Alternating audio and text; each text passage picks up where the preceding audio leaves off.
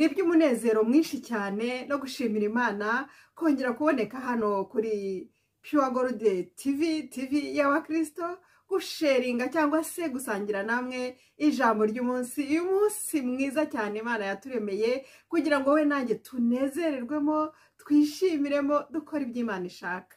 Nukuri ni umugambi w'Imana kuba wowe nanjye uyu munsi twabayeho.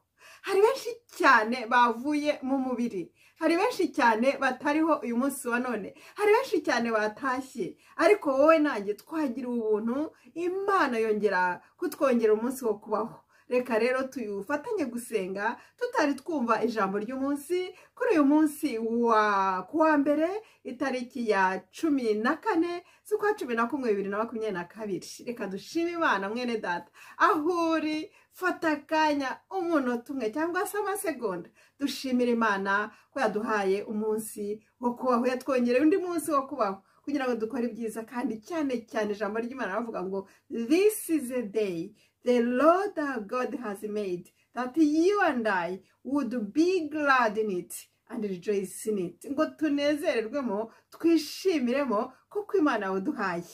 Ntukemerere Satani ko akuzanira ibigutera ikirungurira, ntukemerere Satani ko akuzanira ibikurakaza. Uyu munsi ni umunsi mwiza, reka abawutangiye kare natwe turimo uyu munsi wa none hano kuri Pure Gold TV y'abakristo tunezererwe maze twishime tuhimbaze. Reka dusenge. Mana, turagushimye cyane, turagushimye ko watugiriye neza. Nanjye ndi umwe mu bagushima. Abantu miliyoni biliyoni benshi wongere umunsi wo kubaho, turakunezerewe cyane cyane, tunejejwe no kwaduhaye Yesu Kristo ngo aze kuducungura, ngo aze kutubera incungu y'ibyaha byacu, ngo tukumenye nk'umubyeyi wacu. Data wa twese urakoze Mana, uyu mwanya ndawuguhereje ngo bari uyobora yewe Jose n'abamikoro we wivugire. Ndagushimye kubyumvise kandi ubikoze byose, mbisabye mu izina rya Yesu Kristo umwami wacu, amen. Bene data ho muri amen.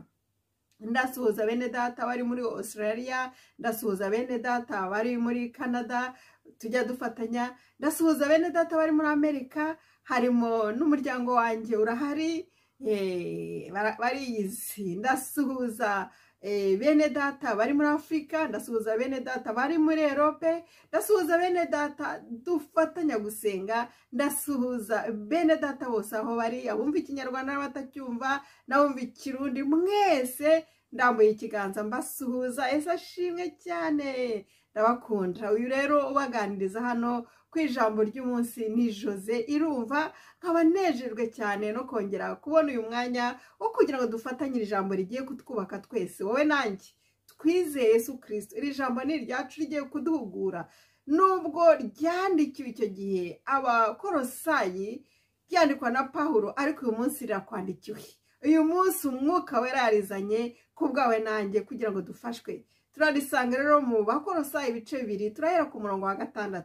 Haravuga ngo nuko rero nk'uko mwakiriye Kristo Yesu umwami wacu, aba ariko mugendera muri we. Come on, aba ariko wowe nanjye tugendera muri we, niturangiza ngo dushorere imizi muri we, dushorere imizi muri we, kandi twubatse muri Yesu Kristo. Haleluya. Dukomejwe no kwizera nk'uko twigishijwe, nk'uko wigishijwe, nk'uko nigishijwe n'Imana, nk'uko nigishijwe n'umwuka. Wenda yakoresheje umupasiteri kukwigisha ijambo ry'Imana, cyangwa umubyeyi wawe, cyangwa undi muntu umumisiyoneri se. Haleluya. Uwo ari we wese wakwigisha nk'uko mwigishijwe, mufite ishimwe ryinshi risesekaye. Ari ni ijambo ryo kugukomeza bene data. Nukuri hano Yesu Kristo aratugira inama, araduhugura ngo nk'uko twamwakiriye ubwe nk'umwami wacu, ngo reka uyu munsi wa none dukomeze kugendera muri we. Komeza ugendere muri Yesu Kristo wakiriye. Nta kiza nk'icyo. Kugendera muri Yesu bitanga amahoro, bitanga umunezero. No matter what, ntacyo bitwaye ibyakwikubitaho byose, ntacyo bitwaye ugeze mu gihe cy'umwijima, ntacyo bitwaye ugeze cya gihe ibicu bihinduka umukara. Oh haleluya. Iyo ugendera muri Yesu Kristo, izuba rirakurasira, umucyo ukakurasira. Ndashima Yesu cyane nanjye.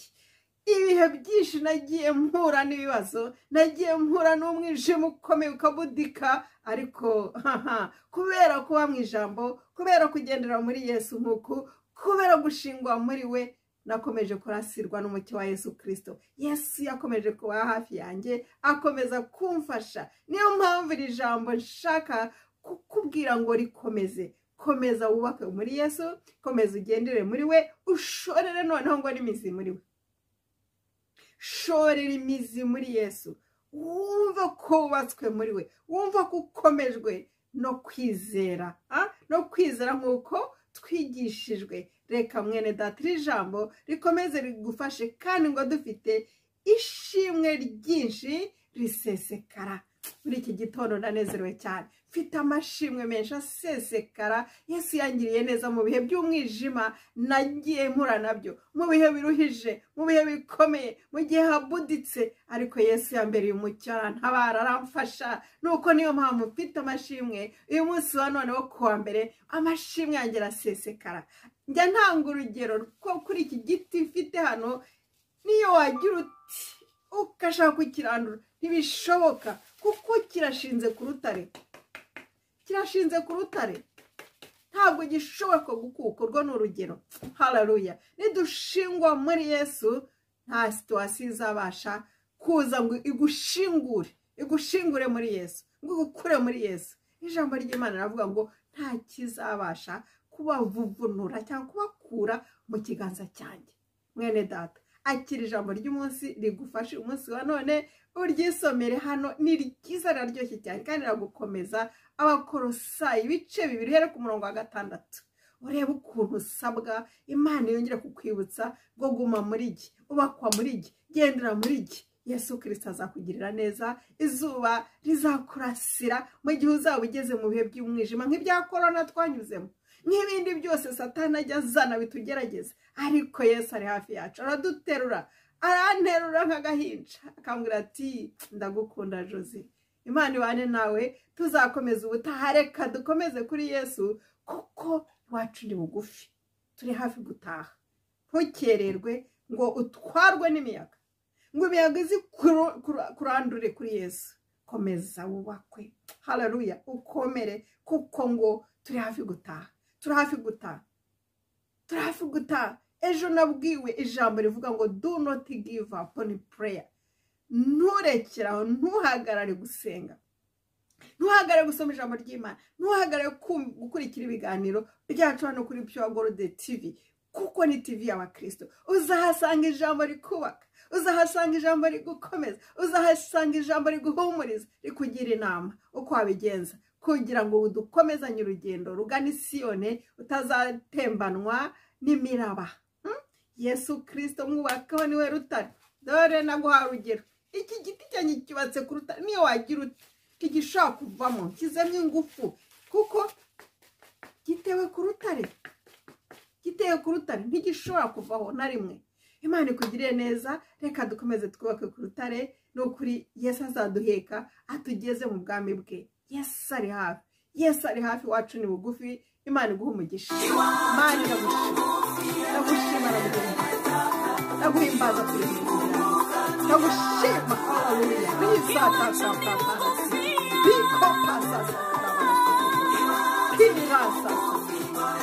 Dukomeze Mama, dukomeze kuko uri hafi. Ndagushimye Siyoni. Ndagushimye nawe. Ndagushimye ko waduhaye ijambo ryawe kugira ngo tujyane nawe. Shimwa Yesu Kristo kubw'ijambo ryawe. Shimwa kubw'ijambo ryawe ridukomeza umunsi. Ndagushimye na guhimbaza umwami ko waduhaye ijambo ryawe ridukomeza twubaka kuri Yesu. Haleluya. Ihangane torero ry'Imana, turi hafi gutaha. Haleluya. Imana ikugirire neza mwene data. Imana igufashe uyu munsi wa none. Komeze shinga imizi ku rutare, shinga imizi mu ijambo ry'Imana, shinga imizi kuri Yesu. Haleluya.